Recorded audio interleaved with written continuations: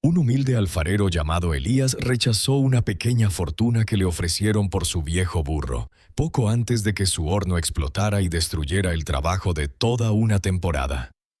Días después, mientras intentaba reconstruir su vida, se hirió gravemente una mano, lo que le impidió trabajar, y para colmo de males, su preciado burro se escapó en medio de una violenta tormenta. Cada una de estas calamidades que lo llevaron al borde de la desesperación fue en realidad un acto de la providencia divina que, de manera invisible, lo salvó de una muerte segura y de la ruina total. Esta es la historia de cómo las mayores desgracias de un hombre se convirtieron, contra toda lógica, en el tejido de su más grande bendición. En el corazón de un valle sereno, donde las colinas se vestían de verde esmeralda y los campos de trigo danzaban bajo el sol, se encontraba una pequeña aldea. Allí, en una modesta casa de adobe con un taller adjunto, vivía Elías. No era un hombre de grandes riquezas ni de títulos importantes. Su único tesoro era un corazón puro y una fe tan sólida como las montañas que custodiaban el valle. Elías era alfarero, un artesano cuyas manos, curtidas por años de trabajo, conocían los secretos de la arcilla. Con una paciencia infinita, transformaba el barro en hermosas vasijas, cántaros y platos, cada pieza un reflejo de su alma tranquila y su espíritu devoto. Su vida era un ciclo simple y constante. El amanecer lo encontraba junto a su horno, el día transcurría entre el torno y el agua, y el atardecer lo devolvía a su hogar con la satisfacción del deber cumplido. La comunidad lo respetaba no por su habilidad, sino por su bondad. La puerta de Elías siempre estaba abierta para el viajero cansado, y su mesa, aunque humilde, siempre tenía un trozo de pan para compartir. Su existencia era un testimonio silencioso de que la verdadera riqueza no se mide en monedas de oro, sino en la paz del espíritu y el amor al prójimo. La estación de la cosecha se acercaba, y con ella el gran mercado anual en la ciudad vecina, un evento que representaba la oportunidad para que los aldeanos vendieran sus productos y aseguraran el sustento para el largo y crudo invierno. Elías había trabajado sin descanso durante meses. Su taller estaba repleto de su mejor obra, una colección de cerámica finamente elaborada, decorada con motivos inspirados en la naturaleza que lo rodeaba. Cada pieza era una promesa, un sueño de tranquilidad para los meses venideros. Su plan era sencillo, cargar su mercancía en el carro de un comerciante que pasaría por la aldea y viajar con él a la ciudad. El día antes de la partida del comerciante, un mercader forastero, de mirada astuta y ropas ostentosas, pasó por su taller. Quedó prendado no de la cerámica, sino del viejo burro de Elías, un animal leal y fuerte que había sido su compañero durante más de una década. «Te doy 20 piezas de plata por ese animal», le dijo el forastero con arrogancia, una suma considerable para un simple aldeano. Los ojos de Elías se posaron en su fiel amigo, recordando los incontables viajes y las cargas compartidas. Sacudió la cabeza con una sonrisa triste. «Mi amigo no tiene precio. Señor, su lealtad vale más que toda la plata del mundo». El forastero se marchó entre dientes, llamándolo necio. Esa noche, Elías preparó el horno para una última hornada, la más importante de todas. Apiló la leña con esmero, sintiendo el calor familiar que emanaba de la estructura de barro. El fuego crepitó y las llamas danzaron, prometiendo transformar la arcilla frágil en cerámica fuerte y duradera. Pero el destino, en su misteriosa sabiduría, tenía otros planes. Justo cuando el horno alcanzó su temperatura máxima, un crujido siniestro resonó en el taller, seguido de una explosión ensordecedora. Una nube de polvo y ceniza lo envolvió todo. Cuando el humo se disipó, la visión fue desoladora. El horno estaba en ruinas, y con él toda la producción de meses. Las vasijas, los cántaros, los sueños de un invierno tranquilo. Todo se había convertido en un montón de fragmentos inútiles. Elías cayó de rodillas, el corazón hecho pedazos, el silencio del taller roto únicamente por el eco de la explosión y el latido de su propia incredulidad. Su vecino, alarmado por el estruendo, corrió a ayudarlo. Al ver la magnitud del desastre, posó una mano compasiva en su hombro. «Elías, esto es una señal. El cielo te ha cerrado una puerta. Quizás es hora de abandonar este oficio. Pero Elías, levantando la vista hacia el cielo estrellado que se vislumbraba a través del techo roto, respondió con una voz quebrada pero firme. No, amigo, esto no es el final. Es algo que aún no entiendo. Confío en que Dios tiene un plan, y aunque hoy mis ojos solo vean ruinas, mi alma sabe que hay una razón para todo.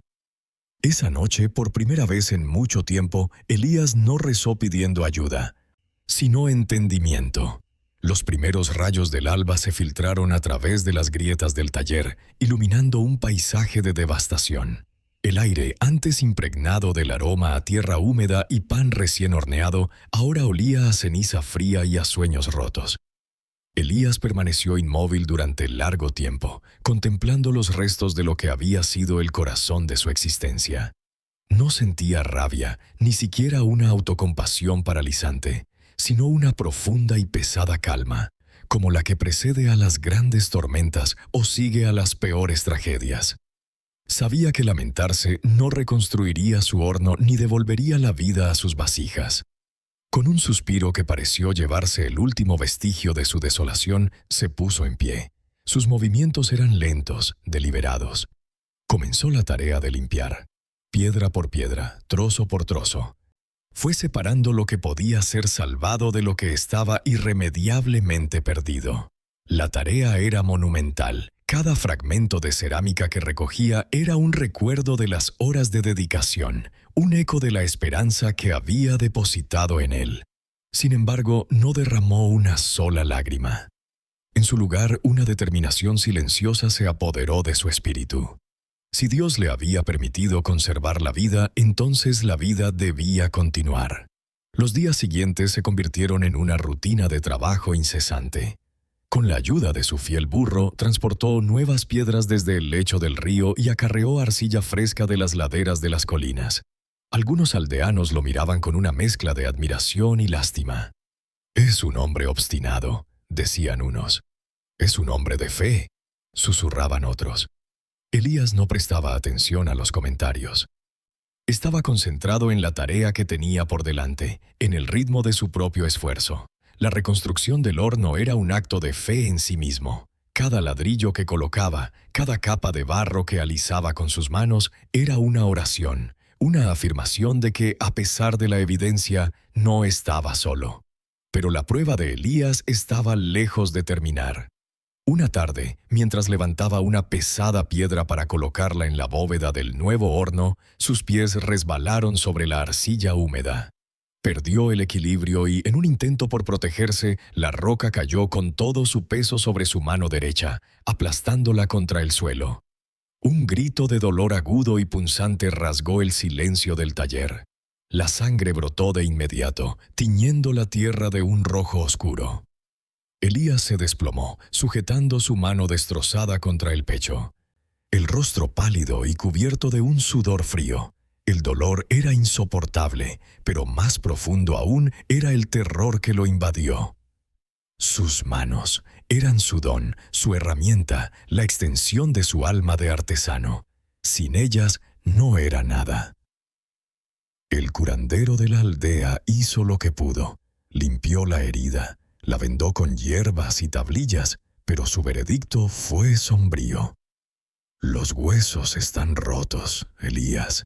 Tardarás meses en sanar, y quizás nunca recuperes la fuerza de antes. La noticia cayó sobre él como una sentencia de muerte. Postrado en su lecho, con el dolor palpitando en su mano y la impotencia royendo su espíritu, Elías sintió por primera vez el aguijón de la desesperanza. Miraba el horno a medio construir, una burla cruel a su determinación, y se preguntaba si su fe había sido una necedad. «Señor, ¿por qué?», susurraba en la soledad de la noche Siiki. «Te he ofrecido mi trabajo y mi confianza. ¿Es este el premio a mi devoción?». Las semanas se arrastraron con una lentitud agónica. Sus escasos ahorros se agotaron. La comida empezó a escasear. La herida sanaba con una lentitud desesperante, y el dolor era un recordatorio constante de su inutilidad. Fue entonces cuando llegó la tercera prueba, la que pareció diseñada para quebrar el último hilo de su resistencia. Una noche, el cielo se desgarró en una tormenta como ninguna que la aldea recordara. El viento aullaba como un lobo hambriento, la lluvia caía en cortinas impenetrables y los relámpagos iluminaban un mundo en caos. En medio de la furia de la naturaleza, el viejo burro de Elías, aterrorizado por el estruendo, entró en pánico. Con una fuerza nacida del miedo, embistió la puerta de su modesto establo hasta hacerla añicos y huyó, perdiéndose en la negrura de la noche y el fragor de la tormenta. Elías, despertado por el ruido, solo pudo asomarse a la puerta, su mano herida colgando inerte a su lado, y ver cómo su último bien material, su único compañero de fatigas, era devorado por la oscuridad. Esa noche, Elías no durmió. Cuando la tormenta amainó y el silencio regresó, salió de su casa. El aire estaba limpio y fresco, y el cielo, lavado por la lluvia, mostraba un tapiz de estrellas de una claridad sobrecogedora. Ya no tenía nada, ni trabajo, ni salud, ni compañero. Estaba completamente vacío. Pero en ese vacío absoluto, algo extraordinario sucedió. La desesperación se disolvió, reemplazada por una extraña y profunda paz. Ya no había nada que temer, porque ya lo había perdido todo. Se arrodilló sobre la tierra húmeda, no para suplicar ni para cuestionar, sino para aceptar. «Hágase tu voluntad, Señor», murmuró, no con resignación, sino con una entrega total y absoluta. «Mi vida está en tus manos. No entiendo tus caminos, pero ya no necesito entender, solo necesito confiar». En ese instante de rendición, su fe, probada hasta el límite, se purificó en el fuego de la aflicción, volviéndose más fuerte y pura que nunca.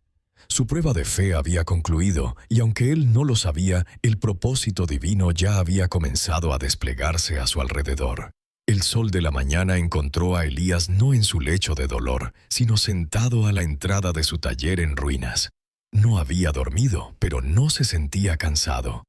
Una serenidad que nunca antes había conocido envolvía su ser. Ya no veía los escombros como un símbolo de su fracaso, sino como el paisaje de su rendición, el lugar donde su voluntad se había finalmente unido a una voluntad mayor. Aceptaba su pobreza, su soledad y su mano inútil con una paz que desconcertaba a quienes pasaban y lo observaban. Fue esa misma mañana cuando un jinete cubierto de polvo llegó a la aldea, trayendo noticias de la ciudad. Se detuvo en la pequeña plaza y su voz resonó con gravedad mientras relataba una tragedia.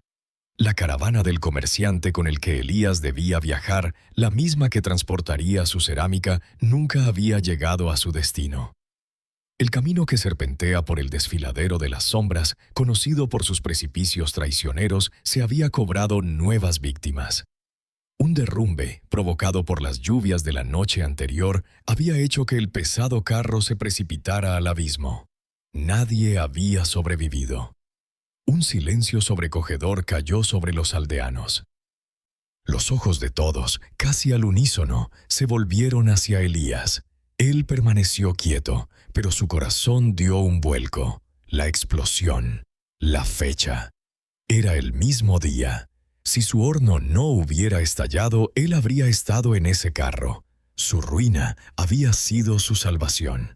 La primera pieza del incomprensible rompecabezas divino encajaba en su lugar, revelando no un patrón de castigo, sino uno de protección.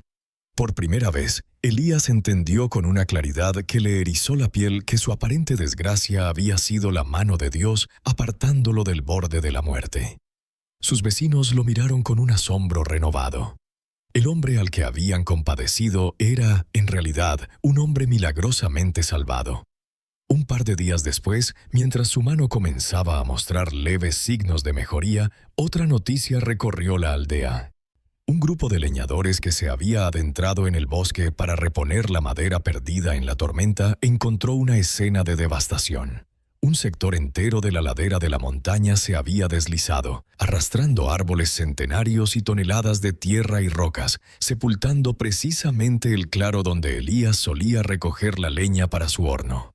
Dos jóvenes de una aldea vecina que no conocían bien la zona habían perecido en el alud. Elías sintió un escalofrío recorrer su espalda. Había lamentado su mano herida, su incapacidad para trabajar, pero esa misma mano inútil le había impedido estar en el lugar equivocado en el momento equivocado. La segunda pieza del mosaico cayó en su sitio. Su dolor físico había sido su escudo. Lo que parecía una cruel limitación era, en verdad, una cadena providencial que lo había mantenido anclado a la vida. Pero el misterio más grande, el de su leal burro, aún no se había resuelto. Elías lo extrañaba, pero había aceptado su pérdida como parte del plan que no podía comprender. Sin embargo, al tercer día, al amanecer, un sonido familiar rompió el silencio de la mañana. Un rebuzno, débil al principio, luego más fuerte. Elías se incorporó, el corazón latiéndole con una esperanza que no se atrevía a nombrar, y entonces lo vio. En la cima de la colina, recortado contra el cielo anaranjado, estaba su burro. No estaba solo. Detrás de él, un pequeño grupo de hombres, los guardias de la aldea, lo seguían con rostros que mezclaban agotamiento y gratitud. El animal cojeaba ligeramente, pero caminaba con la cabeza alta. Bajó al trote hacia Elías y apoyó su cabeza en el hombro de su amo, como si nunca se hubiera ido. El capitán de la guardia se acercó a Elías. «Este animal tuyo», dijo con la voz ronca, «es un héroe. Anoche, mientras patrullábamos la frontera norte, escuchamos sus rebuznos desesperados. Nos desvió de nuestra ruta. Pensamos que estaba herido, pero nos guió con una extraña insistencia hacia el paso oculto. Allí, agazapados, encontramos a una banda de ladrones que se preparaba para saquear nuestra aldea al amparo de la noche. Tu burro no huía de la tormenta, Elías. Huía hacia nosotros. Su pánico nos alertó. Salvó nuestras casas, nuestras familias. Nos salvó a todos». La revelación final fue como un rayo de luz que iluminó cada rincón oscuro de su sufrimiento. La pérdida de su burro, la culminación de sus desgracias, había sido el acto central del drama divino, el sacrificio que había protegido a toda la comunidad. Su negativa a venderlo por 20 piezas de plata ahora cobraba un sentido trascendental. La lealtad de su amigo, en efecto, no tenía precio. A partir de ese día, todo cambió. Los aldeanos ya no veían a Elías como un hombre desafortunado, sino como un bendecido, un hombre cuya fe había sido tan grande que Dios la había usado para protegerlos a todos. Se volcaron en ayudarlo. Con docenas de manos trabajando al unísono, reconstruyeron su taller y su horno en tiempo récord, más grande y más fuerte que antes. Le llevaron comida, le cuidaron la mano hasta que sanó por completo y le devolvieron la fuerza. Elías volvió a trabajar y sus nuevas vasijas parecían impregnadas de la historia que había vivido. Eran más hermosas, más resistentes, como si la arcilla misma hubiera sido purificada por el fuego de la prueba. Su negocio floreció como nunca antes y la prosperidad que tanto había anhelado finalmente llegó, no como un fin en sí mismo, sino como la consecuencia natural de una vida rendida a la fe. La historia de Elías se convirtió en una leyenda en el valle, un recordatorio de que nada sucede por casualidad. Nos enseña que los eventos que percibimos como tragedias a menudo son bendiciones disfrazadas, actos de una sabiduría infinita que nos protege de peligros que no podemos ver. Nos muestra que en el corazón del sufrimiento más profundo, cuando todo parece perdido, es cuando estamos más cerca de la gracia. Y que la verdadera fe no consiste en entender los planes de Dios, sino en confiar en ellos, incluso en la más absoluta oscuridad. Porque cada prueba es una lección, cada pérdida es una poda, y cada final es, en realidad, el comienzo de un milagro. Amigo, me alegro mucho que hayas llegado al final de este video. No olvides suscribirte para más historias, y recuerda que hay más historias en tu pantalla. Muchas gracias. Nos vemos en el próximo.